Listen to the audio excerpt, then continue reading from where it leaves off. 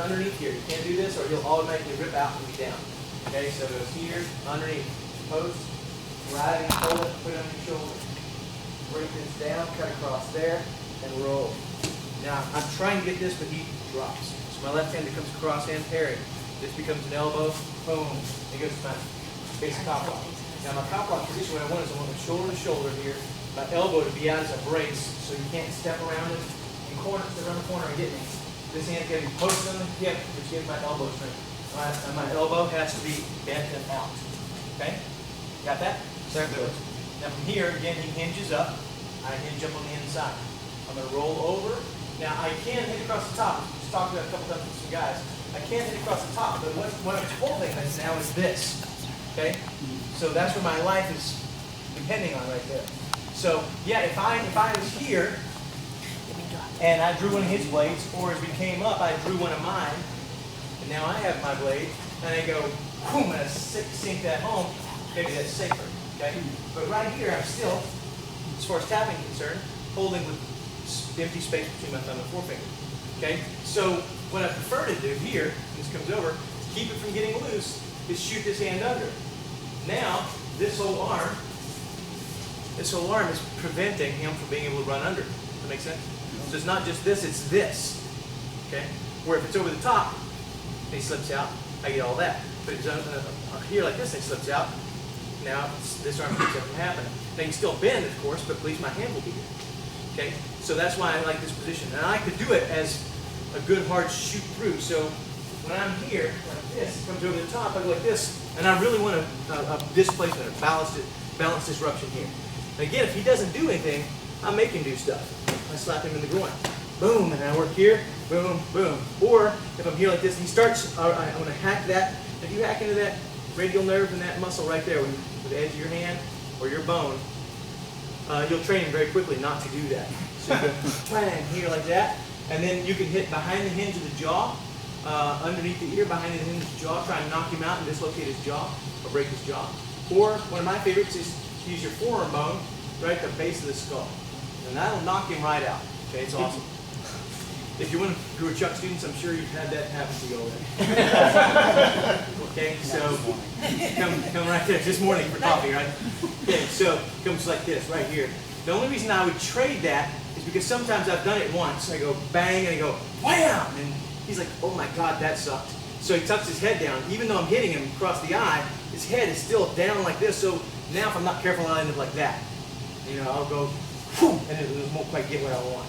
So that's sometimes why you have to, okay, why you'll have to corkscrew down through that hole. Because one of the things is he'll start doing this and turning into me and trying to get his elbow back, right? Not good. So what I'm going to do to prevent that is I'm going to push this through here and create space. So that's my hit right there, right through here. So think of my hit as, like this arm. That's my hit. It's my forearm shearing across him like that. You see it? Bang. Now it folds back. I go back to my top lock. Now we're to where we were a while ago. So that was just covering what we've already covered. Does everybody understand that? Have any questions about that? Yes, sir. Okay. So now what we're going to do is do the same thing. Except this time I'm going to swing it. Sometimes he'll push me and I'll be like, oh, it's not happening. He'll push on my elbow here. There you go. So I'm going to swing it to this position here. You see it? So I'm swinging here, swinging through. And to this position here. Now what I'm going to do is I'm going to pull this and push it back to him. Because he only has two options. You know, move his body to him or pull him to his body. So if I feel like he's trying not to let me have this, he's resisting, I'm going to pull this, and I'm going to shove it back to him like that. So here like this, I feel him pull, shove it back to him like that. Then I'm going to do the same thing, wrench it back out. So what I want is a 3-beat. 1, 2, 3. You got it? Then I'm going to rip it out and tuck into this position right here.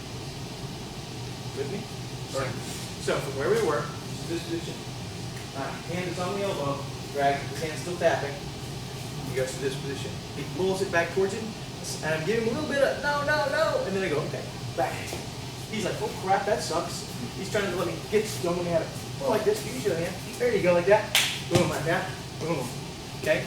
And then I swing it, drop it out, put my hand on this placement here. Begin this placement right here, work with me.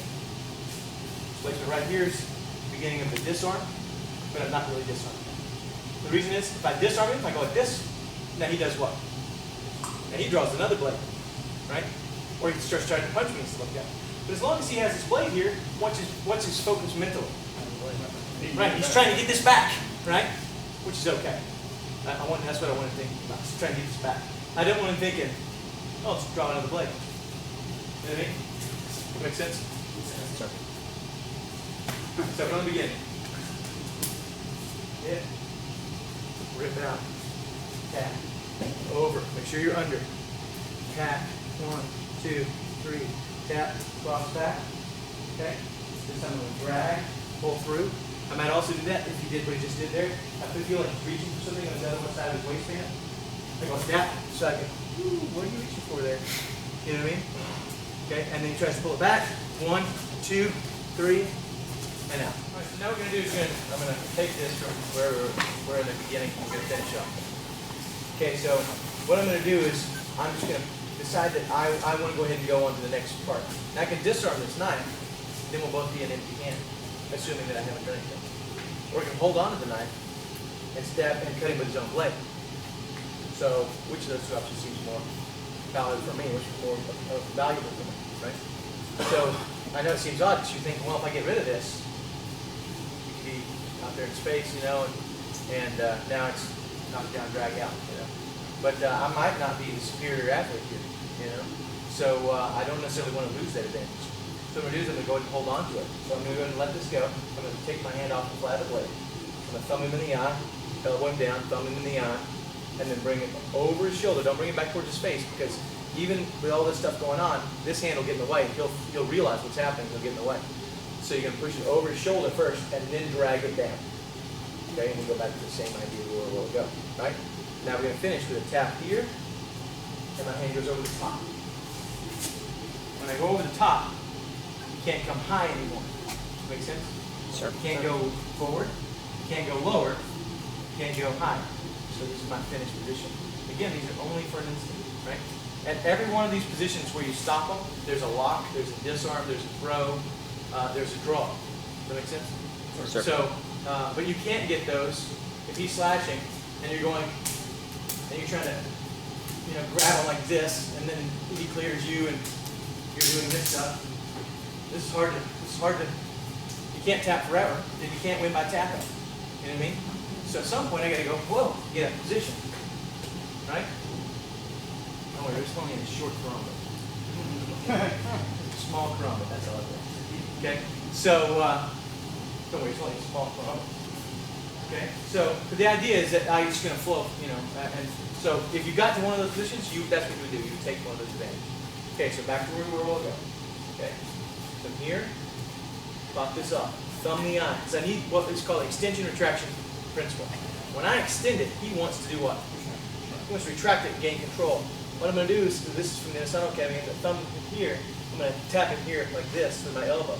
Keep my palm towards him, and the elbow spike is perfect. If I roll my elbow like this, I'll end up hitting with the back of my elbow, not the spike. Right? It's completely different, isn't it? No. All right. Yeah, it felt better, right? Tolerable. Okay, I go like this, and I spike him right here, boom, that's not as tolerable. And now I flip my thumb like this, right to his eye. That's perfect, wasn't it? Bring it over the top like this, slash it down. And then I take my left hand, just let it go, and I go to this position. Would I have to? No, if you go like this, all day until it's over.